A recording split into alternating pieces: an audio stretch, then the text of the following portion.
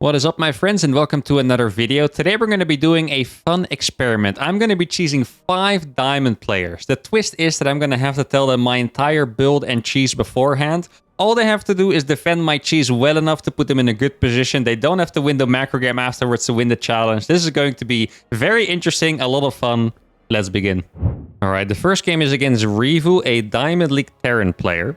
Now, this is honestly a very complicated challenge because I'm not trying to see if they can blind counter my build in the most ridiculous way and then win the game by that. So what I mean, for example, is if I say I'm going to go for a proxy gate, I am not interested in them being able to pull 20 SCVs, kill my pylon, and then award them the win because they have done that. Neither am I trying to cheese and then have them make 20 bunkers on one base because they technically defended the cheese. What I'm actually trying to see is if they can defend my cheese and be in a theoretical winning point from there on. So if you would, after the cheese, replace me with a similar skill diamond player, that they would be able to win the macro game. Like, they don't have to do that against me. If they defend my cheese well enough, then that is how they get the dub.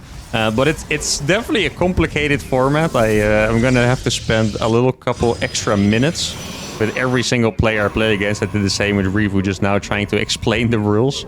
And I guess now we'll see how this is going to play out. So for this game, what I told him is that I was going to go for a proxy gate, meaning 1 gate at home, 1 proxied. Then I would follow it up with taking an expansion and then doing a 2-base blink column. That's the entire build. That's as far as it goes.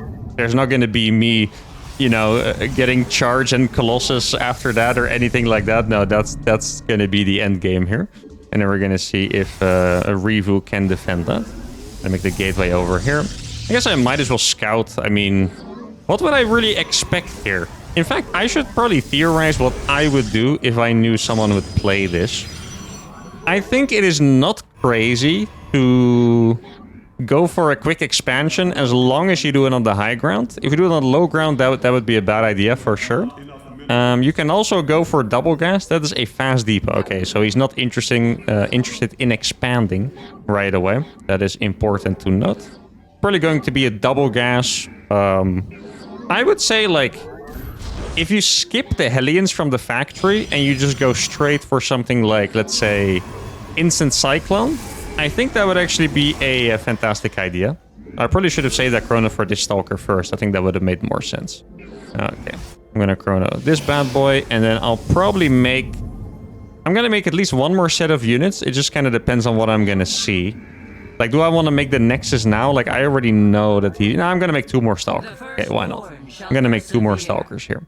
So I would say that this build, from the start, the beginning part, you should definitely be ahead if you manage it right, because a proxy gate, yeah, you know, you make a bunker. Ooh, could be a dead... Oh, that's going to be a dead Reaper. That's unfortunate. I mean, the thing is, he doesn't have to scout me because I already told him, like, strategy, like, word per word what I'm going to do. Let's see. Oh, so it's probably going to be Widow Mines, I want to guess. I think I would have preferred a Cyclone, maybe. But Widow Mines will also do the trick. He does need to make sure he doesn't lose the reactor, of course. That is going to be a little painful. There is the Widow Mine. I'm going to sacrifice my Zealot for that, so I can keep doing damage over here. Oh, I didn't start Warp Gate. It's a little bit of a mistake by me, but it's also not the worst thing ever. And you can tell that this is going to be a pretty rough start already. That's all the units I'm gonna have. In fact, I can just cancel that Stalker to make a Twilight Council now because I'm gonna do enough damage with this. And yeah, you can tell that sometimes you need to be a little more precise in how you defend. Like, this already looks like it's gonna be a very painful first game of the day against Revu. I think that Widowmine is not even in range to do anything about this. If it gets closer, I'm going to be able to one-tap it. And at this point, I mean, I would consider this game to definitely be over. I mean, there's a Cyclone on the way, so there's going to be like some kind of stabilization at some point. But I'm just going to kill so many workers that this game is effectively over, I think.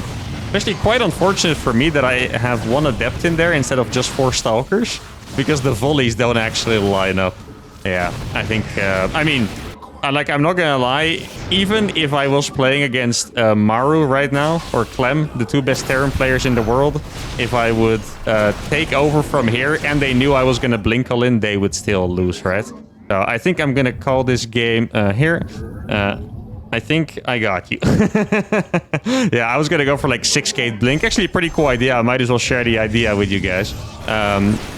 I can go for a sentry. That way you don't have to make a robo. You can overcharge the sentry. Overcharge the sentry.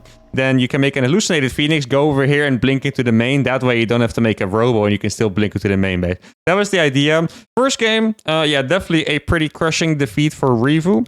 It's interesting to note that Revu, you could tell he considered that double gas would beat the proxy gate by itself. It's pretty easy to misjudge a cheese. Like sometimes you do too much. The most common example I can see of that is when people play against Dark Templar rushes. They'll wall off and make a bunker and make a Raven and get a turret here, and they're just behind by default because you did too much. Here it is a classic case of just not doing enough. Like double gas feels like a safe build, but you still have to make the units. If it was a Cyclone first, I think it would have been fine. If there was a bunker here ready, would have been completely fine. Would have been slightly had to go into the next, I was going to say the macro game, but the next phase of my cheese. But sadly, the first game is a loss for the diamonds. Let's go to game number 2.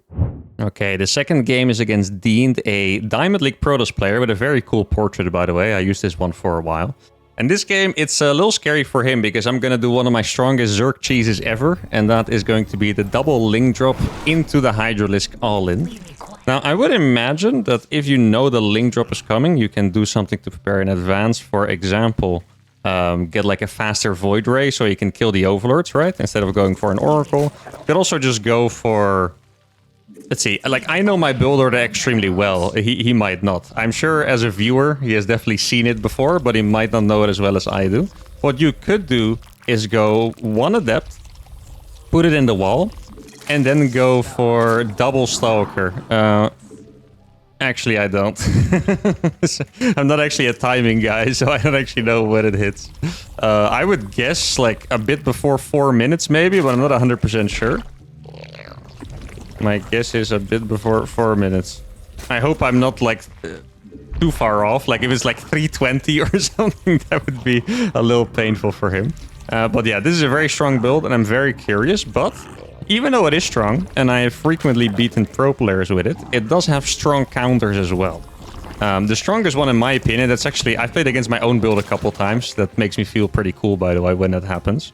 I would go for Glaive Adepts, because Glaive Adepts just own Hydras too hard. Even if the link drop is a success, the Glaive Adepts just annihilate the Hydras in the follow-up. And, like, you can do something else, like go for Mutas, but it feels like it all gets online a little bit too late, you know? I guess we'll see what he's gonna do. Very curious about this one, because I just know that this is one of my strongest builds, so I guess we'll see. Also, just in case none of these guys end up winning the challenge, in that case, I would like you guys to vote for the person who did the best. I think maybe we could give them a little prize or something. I think that would be awesome. So, just in that case, or maybe even if they do defend, I would love for you guys to vote for who you think did best. Okay, this is a very interesting start. He is going for double gateway. It's tricky, because what's gonna happen here is that he might not be ahead economically, per se, but he really does have the potential to just absolutely just annihilate my push, right? And that's what's the most important here. I guess I'll just send these links across instantly. It's a little risky, but here I think it fits, because for once, even though I'm cheesing, I'm also going to be the one that needs some scouting here. I do appreciate that he hasn't scouted me. I thought the last game, for example, my opponent also didn't have to make a Reaper because they already knew what I was doing. Even in that case, you don't have to see the proxy gate, right? If you know it's there, you don't necessarily have to scout for it. So let's see, what is it going to be? It's Stalker. Okay, Stalker's inside. Interesting. I thought he might try to hunt the Overlords. But he's going to make the Stalkers inside the base. And he should be able to shut down the Overlord. Now, I'm going to do something a little tricky here. To make it slightly more difficult for him. Is I am going to drop one Overlord in each base. And see how that's going to go for me. It would also be... there's a lot of things he could do that would be good against me, by the way. He could also go for DTs, for example. I would kind of like to see DTs. Because it's not something you think about right away. Because first you think you're going to be the one... defending, right? So you might not think that you need to prepare any kind of counter damage. I'm gonna start making drones now up until 41 it is, I believe. I'll get the Hydra then already. Gonna split these links into 2 groups, and then we'll see what I can do with this. I know that he's gonna have at least like 3 Stalkers or so. That is a scare. Oh, he actually went for Zealots. Ah, wait, that is interesting. I think that's going to be pretty good against the follow-up, but I'm not quite sure about the initial pressure here. These are just distracting links for now, and then these links are going to hit the main incredibly hard. It's possible that he's going to go for something like charge. Oh, he went for the battery, and he's going for charge. Okay, very good moves being made by him right now. You love to see it. Let's see if I can kill anything. I'm definitely going to get through that battery. Maybe I can kill a couple pros here. I think that would be a very nice sacrifice for me. There you go. A couple pros are going to die. And that's going to make it way more costly for him to start warping in those zealots afterwards. Especially because he's already slightly low on eco. Now, the reason why charge is so good here is because charge is going to be quite good against the Hydras, guys. So even though the initial hold against the link drop could have been better with a different strategy, it's still going to be very good against the Hydralisk follow-up. Let's see, I need 2 more drones, I believe. And then I'm going to start making Hydras. He's going to go for 4-gate charge. One thing that scares me a little bit is that he's fully walled off, right? So it's possible. Actually, I should make a little bit of a creep highway here. That's actually funny. I don't even do that when I usually do the build. Not because it's bad, but because I just don't think about it. But now I'm in this challenge. I'm all of a sudden going all out against poor Dean here. Let's see, I might as well make some creep here as well. Why not? But yeah, if he's fully walled off, that means we're going to be able to kill the gateway. So what I kind of want him to do is just, like, kill this pylon himself, probably. Like, make another pylon here. Obviously, he already did that at this point, at least I would imagine. And then make sure his zealots are standing out in front. So at this point, I have a bunch of units. Oh, he did actually do that. That's great. So I'm looking at how many units he has, and I think it would be smart for me to wait slightly longer. I could also do another drop over here. Actually, normally what I would do against this is probably make banelings. But I feel like I didn't really include banelings in, like, the... how would I call it? The mission briefing, if you will. So I don't think I should be making them now. I do usually take a 3rd base with this. In this game, that's not really going to come into play, of course, but I'm going to make it anyway. Fits with the build. And now a lot of this is going to come down to the micro, I think. I do have the creep available here, which is going to make it way harder for him.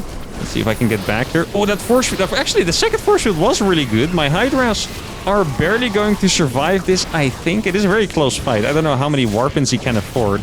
That is the main thing. Like, this is actually a very close game if he has enough zealots. That is a really good amount of zealots. I'm trying my best to do some splitties here. Let's see how efficient I can make this fight. This zealot is barely not going to kill that Hydralisk, fortunately for me. Good micro on the Stalkers too, by the way. Getting a little peek in. Definitely respect that. So there's a couple more zealots down there. Micro on the Stalkers really has been quite good. So we have to appreciate that for sure. Even do kind of like the creep highway, not going to lie. Should I kill this? I think probably not. I think I'm just going to slowly be hammering down the buildings. If I kill them, I give him a gap. You see? He was, yeah, now he's going to kill it himself. He was waiting for the gap to open up. He's going to kill a lot of these Hydras. I'm going to fall back momentarily until the Zerglings have arrived. With the Zergling, the fight is 10 times better. Hydras really are glass cannons. I'm going to try to get in the gap here. It is going to be a very efficient fight. And it looks like with that surround, we are barely going to do it, but... honestly, I'm sure that he's going to be on the top of your guys' list from now on. Or at least after this game, and maybe for a while. He is going to die here, but he was incredibly close. And yeah, we can definitely give him a shout out here. It was a good attempt. I like the strategy. It was not what I expected. I thought it was more likely going to be either a Void Ray or Stalkers hunting for the Overlords, and then something as a follow-up. But definitely well done, my friend. Looking good for the Diamond players out there, to be honest. Definitely got some confidence here that they can definitely take at least one game today. And he was already very close. So well done to him. I think we're going to find a non-Terran after this, so I can do some nice Terran cheese as well. Let's do it. All right, game number 3 is against Surlos, a Diamond Protoss player. And we're going to do a nice Terran cheese here.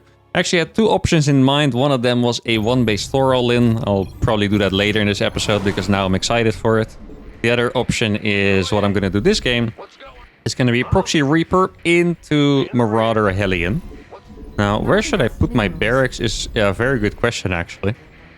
Like, I'm not excluding the possibility of them pulling a bunch of probes to try and find it kind of thing, right? So that could be a problem. I do know about something very sneaky on this map, by the way. If you guys ever want to steal this, you can put a barracks here, and the probe scouting paths don't see it. Problem with that is that it's going to be pretty easy to attack once they overpower your Proxy Reaper. So I mean, if you only want to make Reapers, then you can build it there. If you want to actually do something after it, like in this case, I'm going to go for Marauders, then yeah, it's not the best place to build it there. I'm just going to build it over here on the low ground, and then we'll see. If I see one worker does find it, I'll probably pull 2 extra workers to finish that barracks. Oh, he does see it instantly. Okay, yeah, then I'm going to have to pull 2 extra workers. I think it's going to be okay, to be honest. Most of the time, I don't know. Unless, like, it's pretty far away. Maybe if this was close, I would be more worried about it. But since it's pretty far away from his base... Oh, that's actually... Oh, that's annoying. I didn't think he could path there. That's going to make it a little more difficult here, actually. Okay. So we're going to have a delay of probably about... Yeah, what is it going to be? 15 seconds or that. It's definitely unpleasant, but it's still not the biggest deal. Mostly for the reason that it's not so much about the first Reaper impact. It's more about the follow-up in this case. Oh, here we go. The SV is going to protect me. Actually, I could have done something incredibly silly here and build an eBay there so he wouldn't be able to wall it off. That would have been very freaking funny. Okay, I'm going to make the factory... Actually, I could proxy the factory too. Let's go all out there. Let's go a little crazy. I'll proxy the factory as well. Is that a second gateway? I kind of want to see it. It is a second gateway. Oh, okay. The cybernetics core. For some reason, I thought it was a forge for a second. I was like, oh my god. It's actually going to go for the cannon defense. Now, normally, you'd... Well, I'm going to say this carefully because for some cheeses that's different. I don't want to, you know, scam you guys. But you kind of want to defend most Terran cheeses just by making an expansion. It's pretty rare that you cannot defend it with an expansion. I think pretty much in every case you can defend it with an expansion, actually. I'm trying to think of a cheese that you can't defend, but I'm having a hard time finding one. I do really like that he's going for the 2-gate, though. And he hasn't taken the second gas yet. So this 100% still falls in the category of being a reasonable build for me. We're going to kill another probe here. Reaper definitely doing a good amount of work. Let's see if there's any tech out there. Can't find it yet. I'm going to build a starport at the front. It looks like I'm going to... Oh, there's actually a really good pool, because it would be very easy to have forgotten about that already. This Reaper is really going ham, though, unfortunately for Mr. Sorlos. Kind of hope that he can deal with that Reaper at some point. There is a 3rd gateway being thrown down. I wanted to make a starport here already. Okay, he doesn't actually have to worry about this bunker, but he doesn't know that. Like, I don't have another SCV that's on the way to build that. Now, what you do when these kind of games go long, where you play Hellion Marauder, is you go for Stim as well. And then the real punch is pretty much dropping into the main. He does have a lot of Stalkers. Let's see. Do I like his hold for now? I think... Okay, this is my objective judgment. Well, it's always going to be a little subjective. If he didn't build that 3rd gateway, I would have liked it. Since he did build the 3rd gateway, I'm not entirely on board because I think it's just a little too much. Like, ideally, you expand at some point, right? Either you have a tech win condition, so let's say he's making a Dark Shrine right now. I don't think he is because he's in 1 gas, but let's say he's doing that. Then that makes sense. Otherwise, you do really need to get more eco, because my base is fully saturated. I killed a bunch of workers by him, so skipping that 3rd gateway definitely would have been a good play here. Let's see. Okay, so he's going for mass battery. I mean, honestly, if he has enough money to warp from those gates, I guess it makes sense. It's hard for me to imagine that he has, right? But he did have a lot of units there, so what can I say? I think I'm going to start by taking down this cybernetics core. I'm going to go for a final addition to this push you don't get to see very often, and that is the armory. So I could expand from this. That's probably the most common thing you do.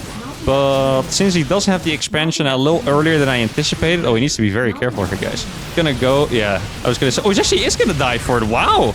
I mean, that was a brave move. I didn't see it coming. Very well done. Not gonna lie. Now, normally I wouldn't care about losing those Hellions. I would just dive in for a couple more Stalker kills. But the truth is... I am gonna make Hellbats. And I think I'm actually gonna need these things. That is not finished yet. He needs to be very careful now, because now Stim is finished. Exactly. Okay, so he's going to lose a couple more Stalkers there. Went out just a little bit too much. This, I do see a lot of Protoss players do this, by the way, and even the best Protoss players in the world. When you wall the Reaper Cliff, it's very tempting to just defend it too hard. Like, at some point, you just have to cut your losses and be like, okay, I'm just not going to be saving this. Actually, what I'm going to do, guys, I'm going to full send it here. I'm going to bring every single boy. Let's see, does he have sentries? I think I saw a sentry earlier, maybe not. I think the Hellbats are so good here, by the way. Look at the Hellbats. I'm actually going to target down this pylon real quick. There we go. The pylon is going to fall. And I think the Hellbat push is going to get it done in the end. I pulled all my workers, but I guess I didn't really need them anymore. I wasn't sure. And I would say that my judgment, before even looking at the replay, it was correct. Like the third gateway, it seemed that at some point he couldn't actually have enough units. Or he didn't have enough money to keep warping in units from 3 gateways, right? Let's see if I was correct here. So he builds the Nexus. He builds 2 batteries as well. He made an... I'm not quite sure what this pylon is about, I'll be honest. But as you can tell, he is definitely struggling to warp in from those gateways. Like it's one Stalker, then another one, then probably another one at some point. He does have 21 probes. If he did manage to defend this, even... let's say, losing all the units, but he trades unit for unit, I would have called this a win for him because he did have the expansion. Sadly for him, it's barely not a win, but just like last game, he was very, very close. Well done. Let's go to game number 4. Game 4 is against Zealous, a Diamond Terran player. And this game, I wasn't sure what I wanted to do. I did know I wanted to play Zerg. For a second, I was thinking about going for the 1-base Ravager all-in. The problem with that build is that it really is ridiculously all-in, so that opens up the crazy blind counters a little more. And I thought it would be very interesting to see what they would do against, you know, some of my crazier builds. For this game, I'm going to go for a 2-base Queen Ling drop all-in. In my mind, if they see this coming, there's a bunch of builds that you can do to defend. But if you do a standard meta build, it gets like 10 times harder. So why Queen Ling drop is good is because most players, at least in my experience, they'll play something like, they'll go 1-1-1, right? And then they'll make Hellions and then Banshees or maybe like Liberator, something along those lines. And they don't really have anything that can kill Queens in their base. Because Hellions are good against Lings. But if there's Queens with the Lings, you can't really target fire the Lings very easily. And then the Lings just kill everything else. That's basically how it goes. But if you would go, for example, for an expansion into a 3-Rax, then all of a sudden my Queen Ling drop can't really do that much. So, I mean, there's a chance that after this game, you know, this build's going to work fantastically. And after the game, they're going to watch the video and see that suggestion. Right now, I hope that you'll think of it, because I'm rooting for you guys a little bit as well, of course. I need to keep my pride in line, guys. Can't be losing to a diamond. No, just kidding. Okay, so I don't remember exactly how this build worked, but I know roughly how it works. I think we make speed, link speed, and then instant lair. We make queens non-stop from the other hatchery, and then when the time works out, we get overlord speed. I think it was about 30 drones. I actually made this build myself. Like, I got inspired by a... really proficient NA Zerg cheeser called Reaper. And then I started cooking myself a little bit and I came out with a very nice timing. And I'm pretty sure that it was 30 drones. But I'm really, once again, I'm not 100% sure. Let's see. So this is going to be... No, for a second I thought it was a 1-base build. No, it makes more sense with the depot. And let's see, how many links should I make? I'll make 4 links just for against the Reaper. There we go. Gonna get link speed. I guess this overlord is not super important. I guess I can just chill over here. I think if you do my build, I'm not even sure there's anything you're afraid of, because you have the lair for overseers, and I mean, that's... What else can you really be scared of that much? I'm not sure. One thing I have not played against, by the way, is the Cyclone builds with this build. Cyclone builds became popular recently. And I don't think I faced one with this particular strategy. Okay, so we get another queen over here. And then that is going to become a lair. Gonna keep making drones. Actually, probably should have made the lair before that wave of drones. A slight mistake. Black feels bad.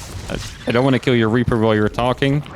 I don't have any. Sorry. It might just be ping. I'm not quite sure where he's from, right? So I'm gonna make 5 more drones. Actually, 6 more drones, because I want one for... the hatchery. You always make like a fake, you know, fake third hatchery, if you want to call it that. Do I go for another queen? I guess can I actually make this queen? I think I have to make overlord speed here, to be honest. Yeah, I think we're just gonna go for overlord speed first, to be sure. If we attack with less queens, that's okay. But if we just don't have overlord speed... I actually did that once, by the way. I qualified for the European regionals with random. And that was already like quite a while after I retired from pro play. And then I played against Harstem, and I did a Queen Ling draw build, and I forgot my Overlord speed. And then the casters legitimately thought that I didn't know that you could make it before the lair. It's like, I'm not that retired, guys. Okay, relax. Okay, so we got 3 queens here. I guess 3 queens is the right amount. I'm gonna need some links at the front. Oh, one thing that I could have done that's really good with this build is to send the first 2 overlords here, and then you have like a double attack, basically. That's the idea. Okay, I'm gonna make 2 more queens. I did not make the 3rd hatchery yet. I guess I'll... Actually, I don't even have money to make that right now. Guess I don't have to. Did I see some marines here?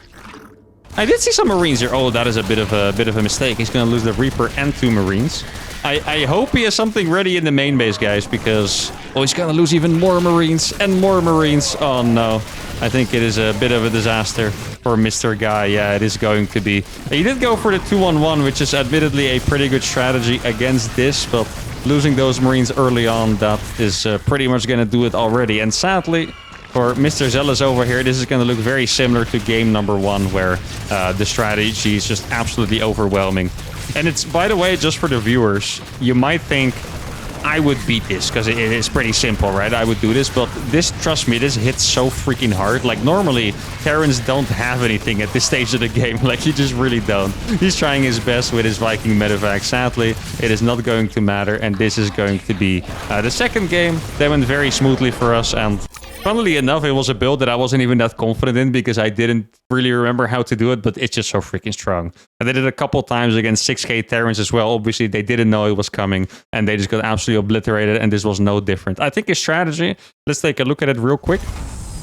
I think the idea with the strategy was good. I think the execution on the builder was not perfect because you kind of want to go for the fast stim. Right here, his stim is actually very late, and without stim, Marines kind of suck against Lynx, to be honest. Like, as you could see, those Marines had no chance against like 1/3 of my Zerglings, and then the rest was still coming in. Viking, pretty good idea as well. Once again, I think the best idea would have just been straight 3 racks, reactive first, skip the factory and starport, get them later, mass Marines with stim, and that would do it. But so far, we are 4-0. There's only 1 diamond challenger left. Let's hope he does well. All right, the final game is against Lot Realm, a Diamond League Protoss player.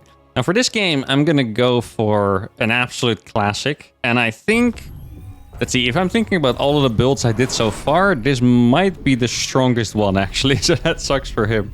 But it might also be the most blind counterable one, so we'll see. The build I'm going to do is Engineering Bay block, first of all. It's going to be interesting to see how he's going to deal with that blindly. And then I'm going to go for a 1-base Thor all-in. It's kind of...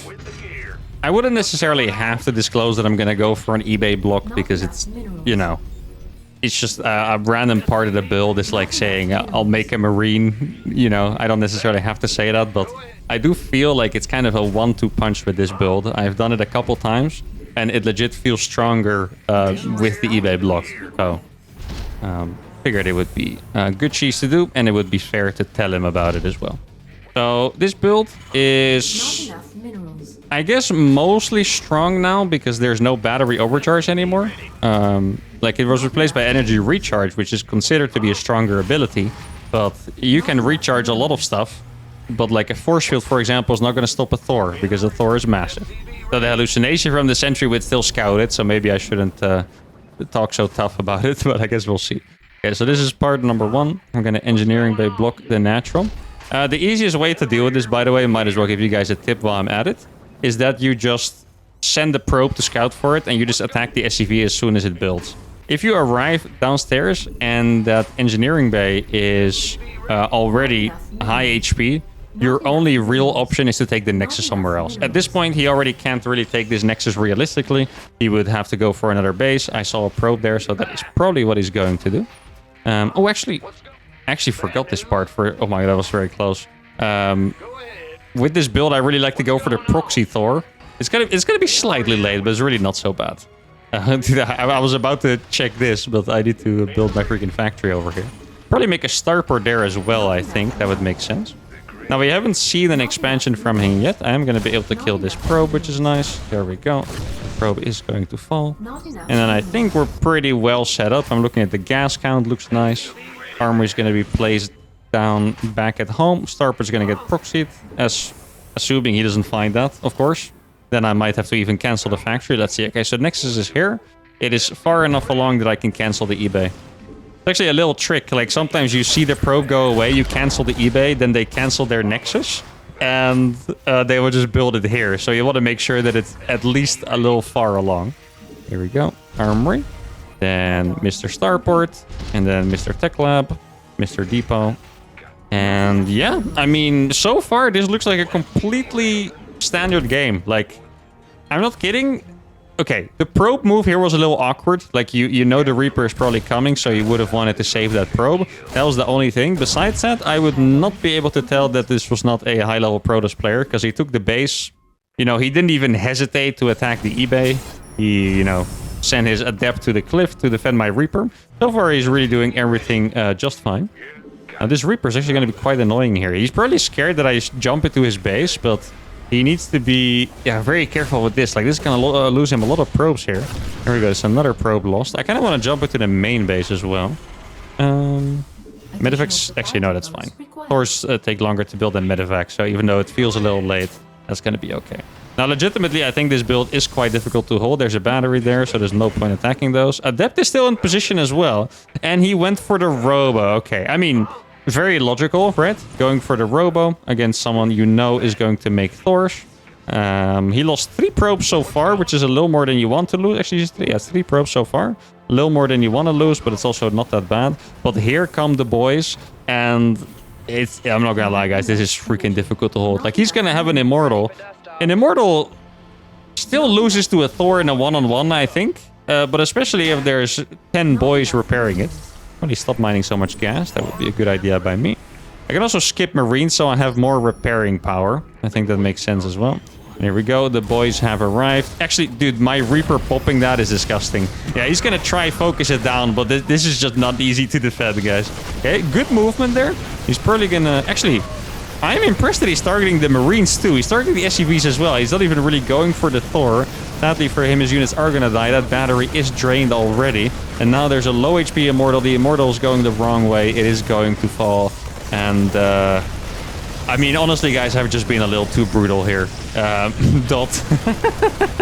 Like, this build really is... It can feel pretty messed up at times. That's how strong it is. I mean, he's going to have one more Immortal who's going to try to defend it. The truth about this build is you either need to defend it right away. So, whether that's like Void Rays, Immortals, batteries, probes, pooled, stuff like that. Or you need to somehow mass enough Stalkers that you can kind of out-micro the Thor and the Medivac forever and stuff. I mean, this Thor just can't die anymore. I think it literally cannot die. I would have to micro very, very, very poorly for this Thor to die. Little trippy, by the way, trick. In a situation like this, where you don't want your units to walk forward all the time, you can just hold position your Thor in a good location with your SCVs around it, and then you don't have to worry about the micro. He's doing a really good job of targeting the SCVs instead of the Thor, because the Thor, like I mentioned, is just not going to die. But 2 Thors deal 120 damage, guys. They hit like a freaking truck. I might even be able to kill that Immortal before the battery comes out. I do indeed. I'm not going to lose any units further, maybe a couple SCVs or so, but that is going to be it. And I have to say, I actually think he did a pretty good job here. Like, I know it is a one-sided victory in the end, but it's just a really, really, really hard build to hold. And I think, especially if you don't have your natural, you have to take your third base because you were too late at scouting the engineering bay. You're going to be in a very awkward place to defend. I already popped the Immortal Shield, even by accident, before the fight began. And that was going to be today's experiment. The Diamond players go 0-5 against my cheeses. Some builds definitely stronger than others. I think there were 2 players that really stood out. I think it was Surlos and... What was his name? Deans or something like that? I think in the second game and third game, I remember them correctly. I'll let you guys vote whoever is going to win at least the challenge. And if we do a prize, win the prize as well. But that's going to be it for today. I'm curious to know if this went according to your expectations. I think most of you know me as a cheese master. So knowing that, it probably did. But that's going to be it for today. If you guys had a good time, give a video a like, subscribe to the channel. And I'll see you all for the next one. Adios.